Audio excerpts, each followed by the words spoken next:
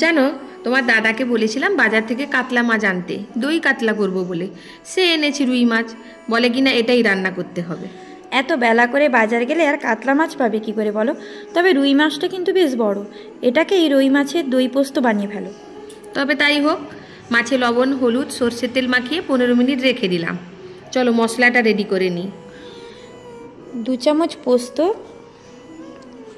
2 চামচ সাদা তিল, কয়েকটা কাজু, কয়েকটা কিশমিশ, কাঁচা লঙ্কা সব একসঙ্গে পেস্ট করে রাখবো। বাটিতে 1 বাটি টক দই নিয়েছি, এটাকে ভালোভাবে ফেটিয়ে রাখবো। পেঁয়াজ আর আদাকে গ্রেট করে নিয়েছি। এবার কড়াইতে তেল দিচ্ছি। তেলটা গরম হলে মাছগুলো এক এক করে ভেজে তুলে রাখবো। তেলে ফোড়ন দিচ্ছি কাঁচা মৌরি, তেজপাতা, দারচিনি, লবঙ্গ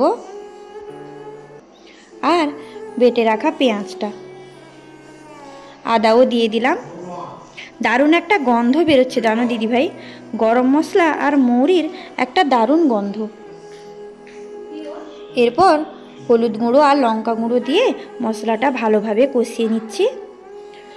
মশলার তেল ছাড়লে বাটনা আর টক দই দিয়ে দেব। স্বাদ মতো লবণ দিচ্ছি। মশলাটা একটু ভালোভাবে কষিয়ে নিতে হবে।